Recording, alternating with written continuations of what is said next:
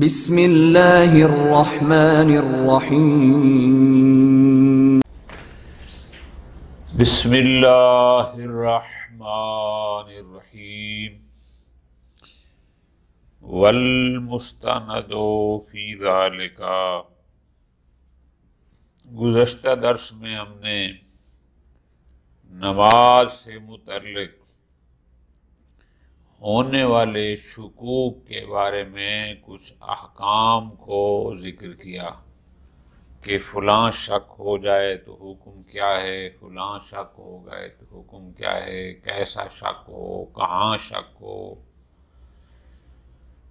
گزارش کی تھی کل کہ کچھ شکوک ایسے ہیں جو مبطل نماز ہیں، کچھ شکوک ایسے ہیں جن کی سرے سے کوئی پرواہ ہی نہیں کرنی، اور کچھ شکوک ایسے ہیں کہ مبطل صلاۃ تو نہیں ہیں لیکن ان کا تدارک بھی کرنا ہے۔ نماز تو باطل نہیں ہوتی لیکن کچھ اور کرنا واجب ہوتا ہے۔ گزشتہ درس میں ہم نے فقط شکوک کہ کہاں شک ہو تو اس کا حکم کیا ہے۔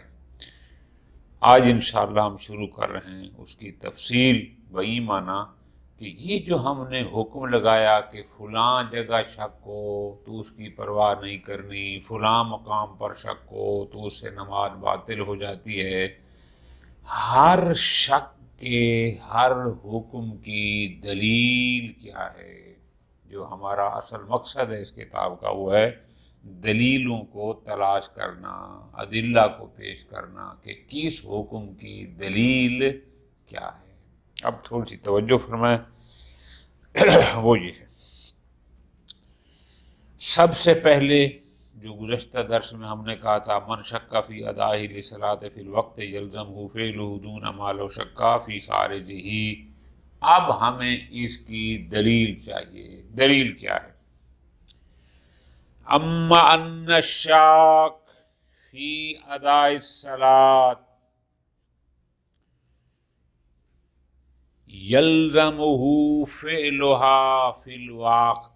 پہلی بات ہم نے یہ کی تھی کہ اگر کوئی انسان شک کرتا ہے کہ میں نے نماز پڑھی ہے یا نہیں پڑھی، ادائے نماز میں شک ہو جبکہ ابھی نماز کا وقت بھی موجود ہے، تو حکم یہ تھا کہ یلزمہ فعلھا، اس نماز کو پڑھنا یہ واجب ہے، کیونکہ اس کو شک ہے کہ میں نے پڑھی ہے یا نہیں پڑھی اور ابھی تک نماز کا وقت بھی موجود ہے، تو حکم ہے۔ اب اس حکم کی اس مورد میں دلیل کیا ہے؟ پوری توجہ میری جان۔ تین دلیلیں آیت اللہ ایروانی دام ظلہ العالی یہاں پر بیان فرما رہے ہیں۔ پہلی، فَلِاسْتِصْحَابِ عَدَمِ الْأَدَاءِ، توجہ میری جان، اس لیے استصحاب کا مطلب ہوتا ہے حالت سابقہ کو برقرار رکھنا۔ ٹھیک ہو گیا؟ اچھا، اب آپ کو مثال دوں تاکہ یہ بات سمجھ آ جائے۔ مثلا زوال ہوتا ہے، آج کل جو زوال ہو رہا ہے وہ ہے تقریباً 12 بجے، 1 منٹ اوپر یا نیچے، 12 بجے ہم فرض کر لیتے ہیں۔ اب یہ بندہ فرض کرتے ہیں 4 بجے شک کر رہا ہے کہ پتہ نہیں میں نے نماز پڑھی ہے یا نہیں پڑھی، جبکہ ابھی تک نماز کا وقت بھی موجود ہے، غروب سے بھی گھنٹہ ڈیڑھ رہتا ہے۔ ٹھیک ہو؟ ہم نے کہا ہے کہ یہ بندہ اگر 4 بجے شک کرتا ہے تو اس کو چاہیے کہ نماز کو پڑھے۔ کیوں؟ فرماتے ہیں اس لیے کہ یہ تو کنفرم ہو گیا کہ 12 سے پہلے اس پر واجب ہی نہیں تھی، اس نے نہیں پڑھی تھی، پھر 12 ہو گیا، نماز اس پر ہو گئی، پھر اس کو کنفرم نہیں ہے کہ پڑھی ہے یا نہیں پڑھی، تو استصحاب کرے گا عدم الادا کا۔ اس لیے کہ اس کو شک ہے نا کہ میں نے ادا کی ہے یا نہیں کی، استصحاب حالت سابقہ کہ میں نے نہیں پڑھی، لہذا استصحاب کا تقاضا یہ ہے کہ یہ دوبارہ پڑھے. ٹھیک. ایک. نمبر 2، دوسری دلیل، جب زوال ہو گیا تو اس کو یقین ہو گیا کہ ایک نماز میرے اوپر واجب ہے بعنوان نماز ظہر اور ایک بعنوان نماز عصر. زوال کے بعد اس کو یقین ہو گیا کہ میرے اوپر نماز واجب ہے. ٹھیک. اب جب نماز کے وجوب کا یقین ہو گیا تو اس کی ادائیگی کا بھی اس کو یقین ہونا چاہیے. اصول الفقہ کی زبان میں کہتے ہیں کہ اشتغال یقینی مقتضی ہوتا ہے فراغت یقینی کا، کہ جب تمہیں یقین ہے کہ ایک نماز میرے اوپر واجب ہو چکی ہے تو اب اس کی ادائیگی کا بھی تمہیں یقین ہو کہ جو میرے ذمے شرعاً تکلیف آئی تھی میں اس کو بجا لایا ہوں، اس سے فارغ ہو گیا ہوں. تو یہاں بھی یہ دوسری دلیل ہو گئی. وَبِقَطْعِ النَّظْرِ عَنْ ذَلِكَ، استصحاب نہ بھی کریں اس کے باوجود ایک اور دلیل ہے. وہ کون سی؟ تکفی قاعدۃ الاشتغال الیقینی یستدعی الفراغ الیقینی. فرماتے ہیں ایک قاعدہ موجود ہے، کلیہ موجود ہے، قانون ہے، الاشتغال الیقینی یستدعی الفراغ الیقینی، کہ جب کسی تکلیف کے مشغول ذمہ ہو جانے کا یقین ہو وہ تقاضا کرتا ہے کہ پھر اس تکلیف سے فراغت کا بھی یقین ہونا چاہیے. جب تمہیں یقین ہے کہ زوال کے بعد ایک نماز واجب ہوئی تھی تو پھر اس کا بھی یقین ہونا چاہیے کہ میں نے وہ پڑھی ہے. چونکہ تمہیں شک ہے لہذا پڑھ تاکہ یقین ہو جائے. ٹھیک ہوگا. لزوم الاحراز، اپنے اس یعنی ادائیگی کو کنفرم کرنے کے لیے، یقینی بنانے کے لیے. ختم ہو گئی بات. تیسرے نمبر پہ فرماتے ہیں الا انا فی غنى عن ذلک، ہم استصحاب اور قاعدہ اشتغال ہمیں فی الحال ادھر جانے کی ضرورت ہی نہیں ہے، اگرچہ ہمارے پاس وہ بھی ہیں لیکن چونکہ ہمارے پاس دلیل اجتہادی روایات موجود ہیں تو ہمیں اس اصل عملی استصحاب وغیرہ کی طرف جانے کی کوئی ضرورت ہی نہیں ہے. انا فی غنى عن ذلک، یعنی نہ ہمیں اس استصحاب جاری کرنے کی ضرورت ہے اس حکم کو ثابت کرنے کے لیے، نہ ہمیں اس کے لیے قاعدہ اشتغال جاری کرنے کی ضرورت ہے. کیوں؟ اس لیے کہ ہمارے پاس دلیل اجتہادی موجود ہے. کون سی؟ بعد صحیحۃ ضرارہ و فضیل، روایت صحیح ہے ضرارہ اور فضیل موجود ہے عن ابی جعفر، یعنی ان دو راویوں کی طرف سے روایت صحیحہ موجود ہے. وہ ہے امام محمد باقر علیہ السلام سے. امام یوں فرماتے ہیں، توجہ کرنا، مستستیقنتا، اگر تمہیں یقین ہو جائے،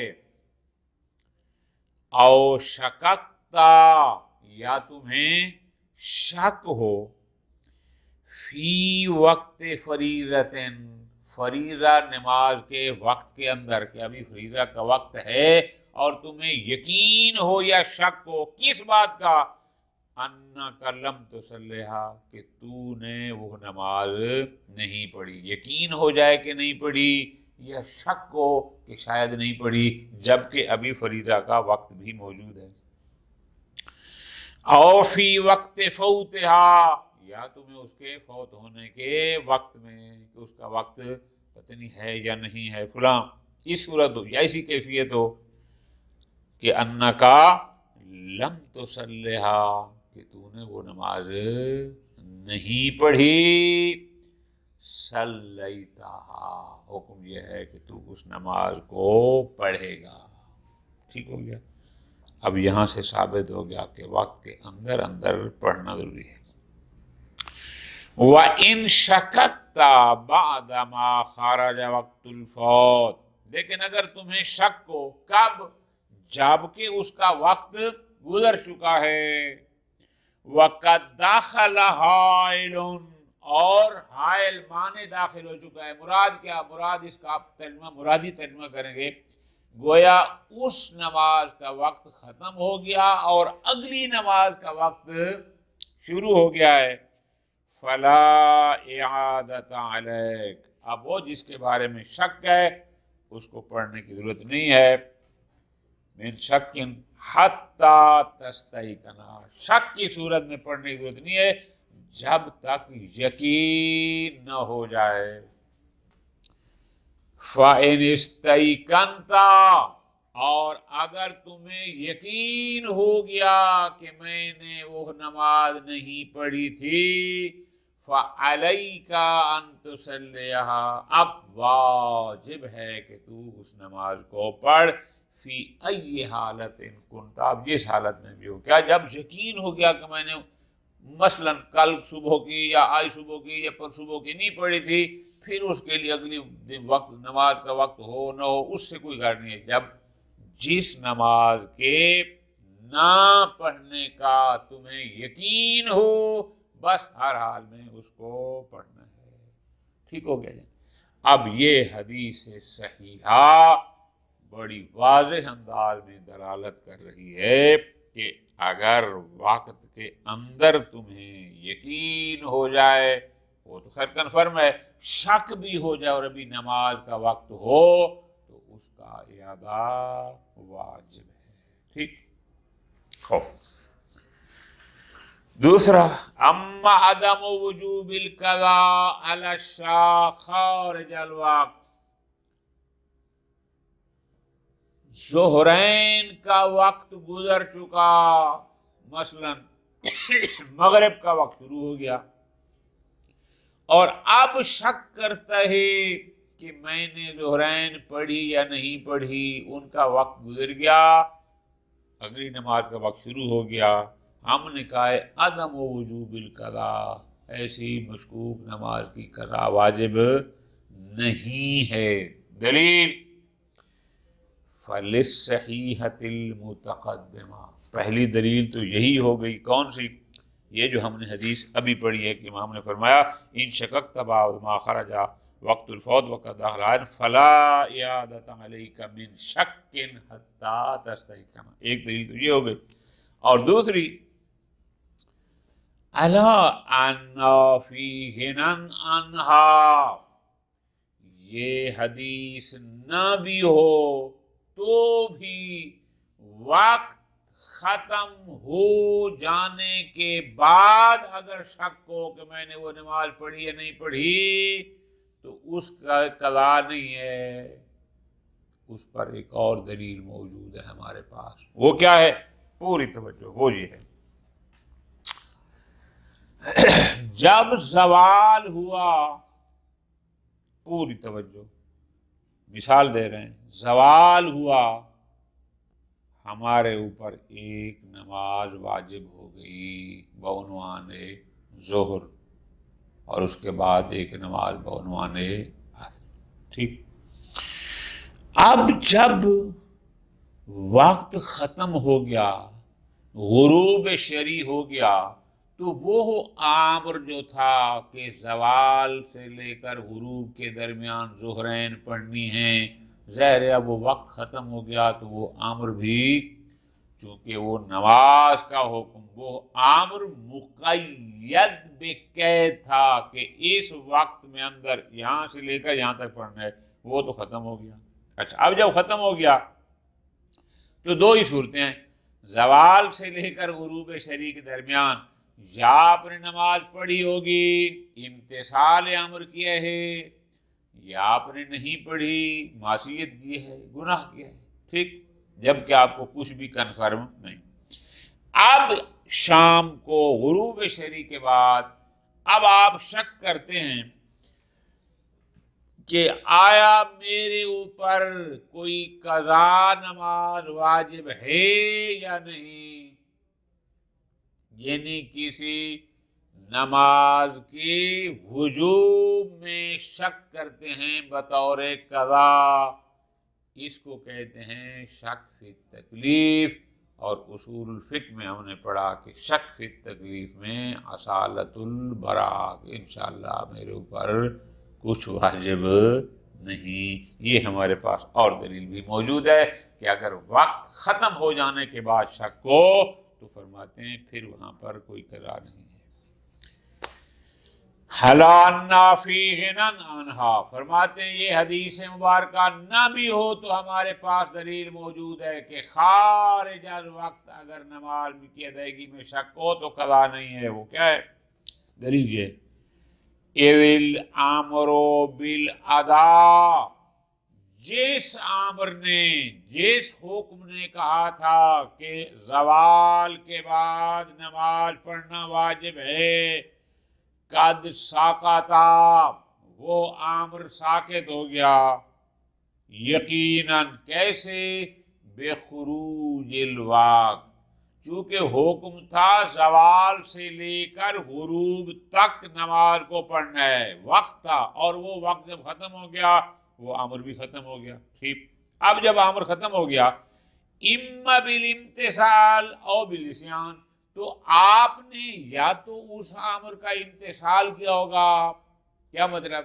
آپ نے اس وقت میں اس نماز کو پڑھ لیا ہوگا، او بالعصیان، یا آپ نے اس امر کی معصیت کی ہوگی۔ کیا؟ آپ نے نماز کو نہیں پڑھتا، امر مولا تھا کہ نماز پڑھو اور تو نے نہیں پڑھی، ان دو کیفیت تیسری تو ہے نہیں۔ اب وہ وقت ختم ہو گیا، یا آپ نے امتثال کیا یا احسان کیا۔ الامر بالقضاء یشک فی حدوثہ، اب جب غروب شرع ہو گیا، آخری نماز کا وقت ہو گیا ہے مثلا، اب آپ کا جو شک ہوگا وہ یوں ہوگا کہ آیا میرے اوپر کسی نماز کی قضا کا حکم ہے کہ جس کی قضا کا مجھے یقین نہیں ہے، شک تھا، آیا کوئی ایسا حکم میرے اوپر آیا یا نہیں آیا؟ یا آسان اردو میں یوں کہیں، پھر آپ کو شک ہوگا آیا میرے اوپر کوئی قضا نماز واجب ہے یا نہیں ہے، یہ بن جائے گا شک فی التکلیف، فیکون مجرا للبراء، یہاں پر اصالت البراء جاری ہوگی کہ انشاءاللہ کچھ واجب نہیں ہے۔ یہ ہمارے پاس اس حکم پر دلیل۔ ٹھیک ہو گیا؟ خوب، نمبر 3، اما ان الشاک فی جزء او شرط لا یلتفت بعد الفراغ، فارغ ہو بیٹھا ہے، نماز پڑھ بیٹھا ہے، اب شک کرتا ہے کہ پتہ نہیں فلاں نماز کی جز، مثلا میں نے حمد پڑھا تھا یا نہیں پڑھا تھا، میں نے رکوع کیا تھا یا نہیں کیا تھا، او فارغ ہونے کے بعد شک کرتا ہے۔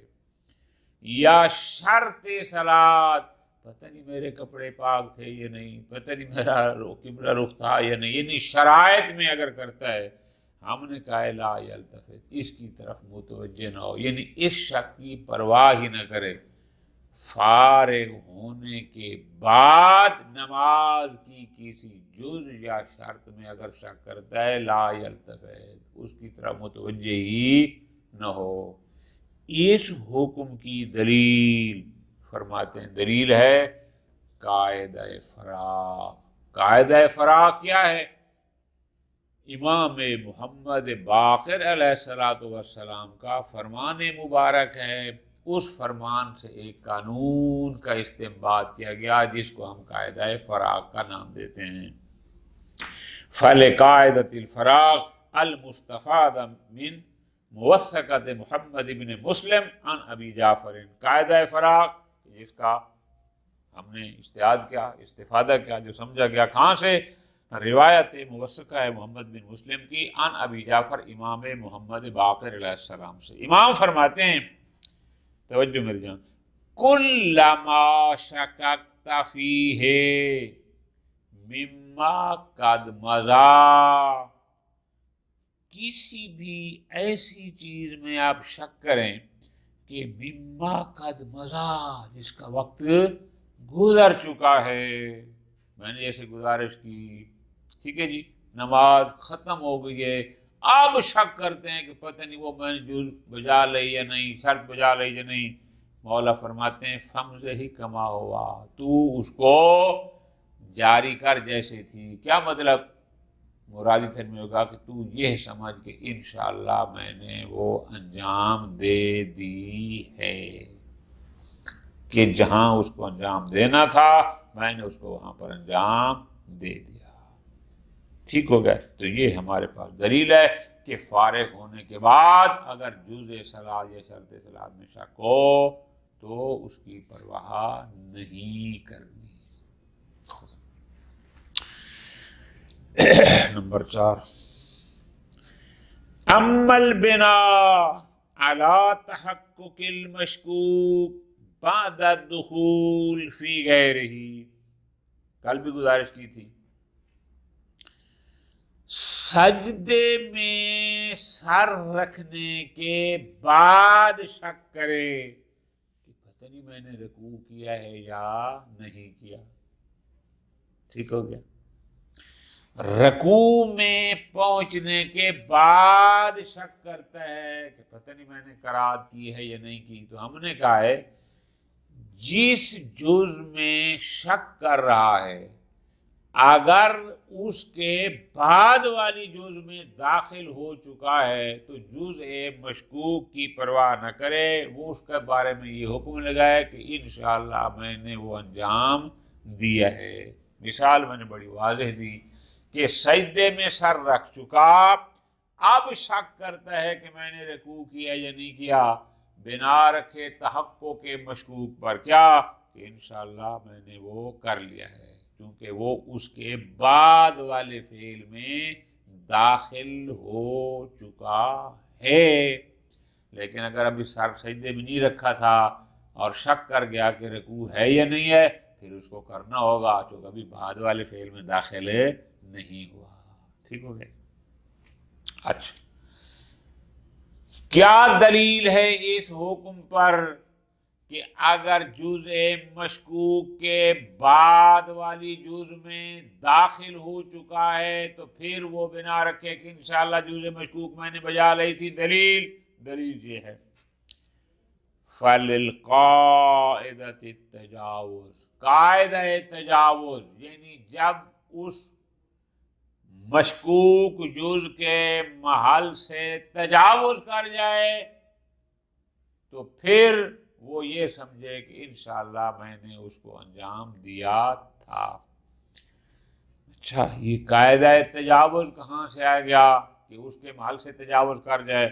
فرماتے ہیں ہمارے پاس دلیل روایت صحیحہ زرارہ ہے امام جعفر صادق علیہ السلام سے۔ اچھا، کیا جی؟ زرارہ کہتے ہیں قلت لعبی عبداللہ علیہ السلام، میں نے امام جعفر صادق علیہ السلام کی خدمت میں عرض کیا، رجل شک فی الاذان، ایک بندہ شک کرتا ہے کہ پتہ نہیں میں نے آذان کہی یا نہ کہی، وقد دخل فی الاقامہ، جب کیا وہ اقامت کہہ رہا ہے، قال یمضی، امام نے فرمایا اس کو جاری رکھے، یعنی دوبارہ واپس اذان کی طرف جانے کی ضرورت نہیں ہے۔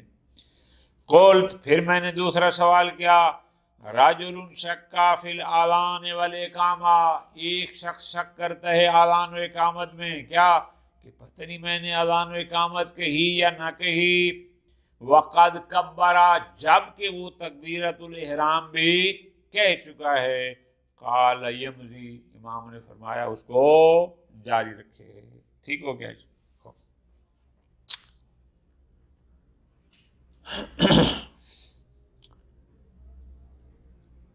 قلت، پھر میں نے سوال کیا، رجل شکا فی تکبیر، کہ ایک بندہ شک کرتا ہے کہ پتہ نہیں میں نے تکبیرۃ الاحرام کہی ہے یا نہ کہی، وقد کارا، جبکہ وہ حمد میں مشغول ہے، پڑھ چکا ہے یا پڑھ رہا ہے، فرمایا یمضی، اس کو برقرار رکھے ہے، ٹھیک ہو گیا۔ قول، پھر میں نے عرض کیا، شکا فی القرا، اس کو شک ہے کہ پتہ نہیں میں نے حمد پڑھا یا نہیں پڑھا، وقد رکع، جب کیا وہ رکوع میں پہنچا ہوا ہے، قالا یمضی، پھر میں نے عرض کی، شکا فی الرکوع، کہ اس نے شک کیا کہ پتہ نہیں میں نے رکوع کیا یا نہیں کیا، وقد سجدا، جب کیا وہ سجدے میں پہنچا ہوا ہے، قال یمضی علی صلاۃ، فرمایا اپنی نماز کو جاری رکھے۔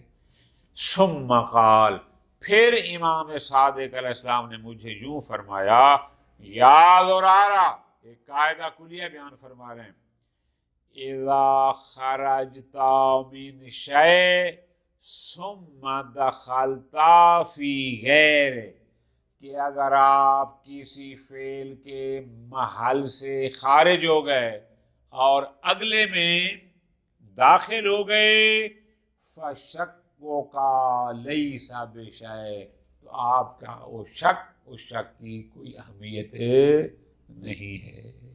اب ایک فارمولہ ہمارے پاس آ گیا، ہم نے کیا کہا تھا کہ اگر ایک جز میں شک ہو اور وہ بعد والی جز میں داخل ہو چکا ہے، تو ہم نے یہ کہا تھا وہ بنا رکھے کہ انشاءاللہ میں اس جز مشکوک کو بجا لا چکا ہوں۔ یہ امام علیہ السلام کا فارمولہ ہے کہ اذا خرجت من شیء، کہ جب تو ایک فعل سے خارج ہو گیا، اس کے محل سے آگے نکل گیا، ثم دخلت فی غیرہ، جبکہ اس کا غیر یعنی بعد والے میں داخل ہو چکا ہے، فشکو کا لیسا بشیء، یہ ہمارے پاس اس حکم پر دلیل ہے۔ خوب، اما لزوم الاتیان بالمشکوک قبل ذلک، اگلی بات ہم نے کیا کی تھی کہ اگر اس کو کسی فعل میں شک کو جب کہ ابھی تک وہ اس کے بعد والے فعل میں داخل نہ ہوا ہو، تو واجب ہے کہ اس مشکوک کو بجا لائے۔ میں نے آپ کو مثال دی تھی، رکوع سے سجدے کی طرف گیا، ابھی تک سر سجدے میں نہ رکھا تھا کہ اس کو شک ہو گیا کہ میں نے رکوع کیا یا نہیں کیا، تو لزوم الاتیان بالمشکوک، تو جس کی بجا آوری مشکوک ہے واجب ہے کہ اس کو بجا لائے۔ کیوں؟ چونکہ ابھی یہ اس کے بعد والی جز میں داخل نہیں ہوا۔ اس کی دلیل موجود ہے، فَلِمَفْهُومِ الشَّرْطِ فِي ذَيْلِ الصَّحِيحَةِ السَّابِقَةِ، اسی پچھلی روایت میں امام نے کیا فرمایا تھا، اِذَا خَرَجْتَ مِنْ شَيْءٍ ثُمَّ دَخَلْتَ فِي غَيْرِهِ فَشَكُّكَ لَيْسَ بِشَيْءٍ، شرط یہ تھی کہ اس کے محل سے خارج ہو کر اگلے میں داخل ہو گیا تو تیرے شک کی کوئی اہمیت نہیں ہے، لیکن اس کا مفہوم مخالف کیا ہے، مفہوم شرط کیا ہے کہ اگر تو اس سے تو آگے نکل گیا لیکن اگلے میں ابھی داخل نہیں ہوا، فشکو کا لیسا بشیء، وہاں پر جاری نہیں ہوگا، تو اس کا مطلب وہاں شک کی اہمیت ہے، تو پھر جس میں شک ہے اس کو دوبارہ بجانا۔ ایک مضافاً الی اقتضاء الاستصحاب لذلک، اور دوسرا اصل عملی استصحاب، کون سا؟ عدم الاتیان، کہ تمہیں شک ہے کہ پتہ نہیں میں نے، دیکھو نا جی، جب تک تو قرات میں تھا یقین ہے کہ رکوع نہیں کیا، اب سجدے میں سر نہیں رکھا، اب تمہیں شک ہے کہ میں نے رکوع کیا یا نہیں کیا، استصحاب کرے گا عدم کا، کہ نہ، چونکہ اس لیے رکوع کو ایسی شاید تو نہیں ہے کہ جو ہر وقت موجود ہو، کرنا پڑتا ہے، تو جب تک یقین نہیں ہوگا تب تک وہ ہوگا بھی نہیں، تو استصحاب کا تقاضا یہ ہے کہ اس کو بچا لائے۔ ماشاءاللہ، ٹھیک ہو گیا. خوب. اما النشاق فی صحت الماتی بہ یبنی علیہا وَإِن لَمْ يَدْخُلْ فِي غَيْرِهِ. توجہ کرنا ہے میری جان، بات کو سمجھنا ہے. پچھلا شک یہ تھا کہ میں نے فلاں شے کو انجام دیا یا نہ دیا، لیکن ابھی بعد والے میں داخل نہیں ہوا تھا، تو ہم نے کہا اس کو بجا لائے. بعد والی جز میں داخل ہو گیا تھا تو ہم نے کہا اس شک کی اہمیت نہیں. یہ شک اس بارے نہیں ہے کہ میں نے انجام دیا یا نہیں دیا. توجہ کرنے آ جان، یہ تو کنفرم ہے کہ میں نے حمد پڑھا، یہ تو کنفرم ہے کہ میں نے رکوع کیا، اس کا علم ہے کہ میں نے سجدہ کیا. شک کس کا ہے؟ شک ہے جو فعل میں نے انجام دیا ہے آیا وہ صحیح ہے یا صحیح نہیں ہے. یعنی انجام دیے ہوئے فعل کی صحت میں شک کرے. ٹھیک ہو گیا جی. اما النشاق فی صحت الماتی بہ، یعنی جو بندہ، ماتی بہ کہتے ہیں اس فعل کو جس کو انجام دیا گیا ہو، کہ جو شخص انجام دیے گئے بجا لائے ہوئے فعل کی صحت میں شک کرے کہ یہ جو میں نے کیا تھا وہ صحیح تھا یا نہیں تھا، یبنی علیہا، وہ اسی پر بنا رکھے. کس پر؟ کہ انشاءاللہ وہ صحیح تھا. یبنی علی الصحہ، کہ وہ صحیح تھا. وَإِن لَمْ يَدْخُلْ فِي غَيْرِهِ، چاہے وہ اس کے بعد والے فعل میں داخل نہ بھی ہوا ہو. کیوں؟ دلیل فَلِمُوَثَّقَةِ محمد ابن مسلم. پوری توجہ.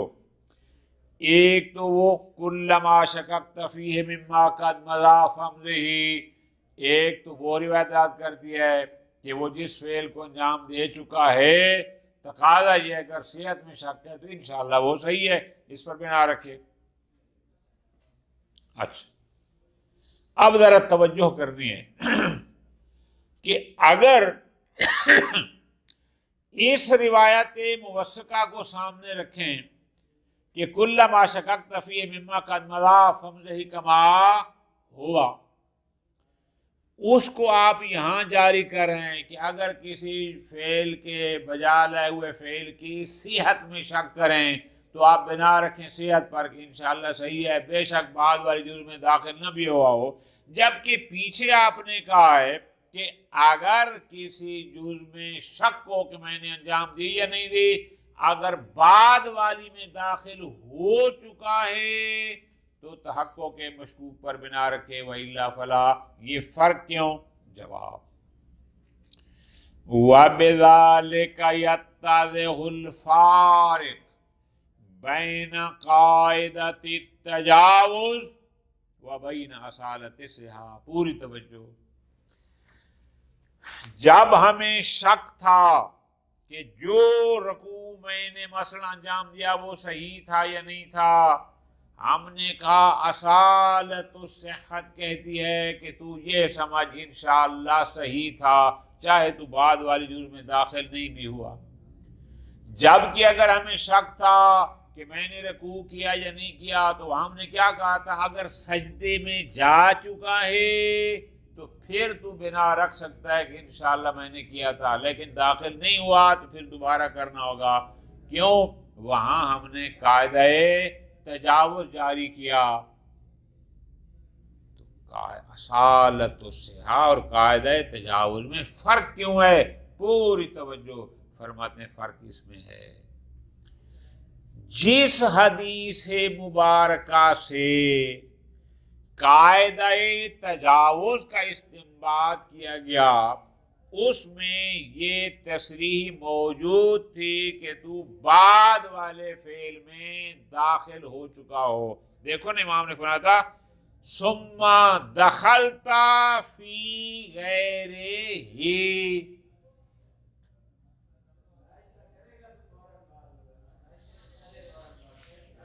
جبکہ اصالت صحہ میں ایسی کوئی قید نہیں تھی۔ تو یہ فرق ہے، جب صحت میں شک تھا تو اس میں یہ شرط نہیں تھی کہ تو دوسری میں داخل ہو، لیکن جز کے بجا لانے والی میں جس میں قاعدہ تجاوز، یا اور آسان کر دوں،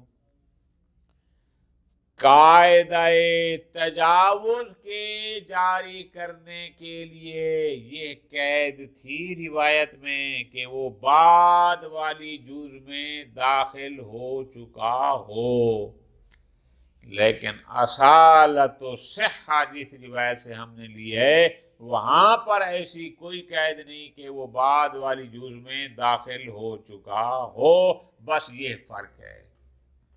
بہت پیاری بات ہے، اگر آپ اس کو توجہ سنیں کہ جہاں سے قاعدہ تجاوز لیا گیا وہاں یہ قید تھی کہ وہ بعد والی جز میں داخل ہوا ہو، اور جہاں سے اصالت الصحہ کا استنباط کیا گیا وہاں ایسی کوئی قید نہیں تھی۔